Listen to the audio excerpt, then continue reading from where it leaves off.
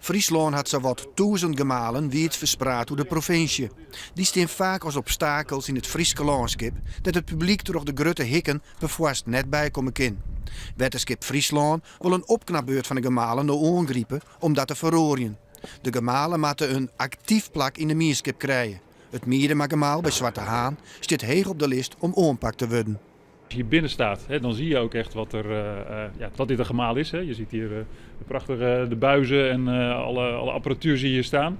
Maar als je buiten staat, dan zie je er eigenlijk helemaal niks van. Hè. Dan is dit een gebouw, dat zou ook een soort agrarische loods kunnen zijn. Dus eigenlijk een beetje een raadselachtige plek. En het zou nou zo mooi zijn dat als je hier buiten staat, als je hier langskomt fietsen of wandelen, dat je ook wat meer zou kunnen zien van wat er binnen gebeurt. Je zo'n mooie infoboeren heel wat aan kennen.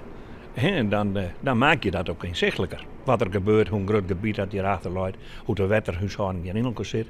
Ja, dat zou wel interessant worden voor de mensen. Want je komt toch zijn we daar van pro mensen.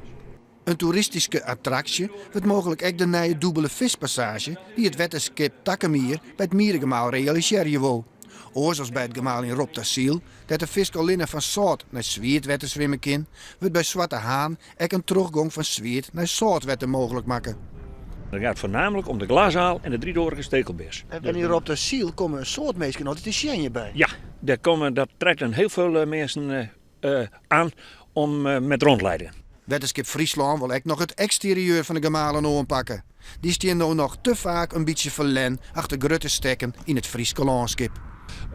Dus wat we hier voorstellen is, kijk nou of je ook met minder hekken toe kan bijvoorbeeld. Hè, door alleen een hek te zetten om de plek waar het ook echt moet. En dat het mogelijk ook zo ingericht kan worden dat het een soort uitkijkpunt kan worden. Ja, dat zijn ook ideeën hè, die je bij zo'n gemaal goed zou kunnen toepassen. Dat het een plek is waar je misschien even kan rusten. Maar zeker bij nieuwere gemalen zou het ook kunnen zijn dat je zegt van nou misschien kan ik er ook op. Hè, kan het ook een soort uitzichtpunt ook worden. Maar je zou er wel veel meer aan laten kunnen zien dat het ook voor de recreant ook een plek kan zijn wat ook interessant is om naartoe te gaan.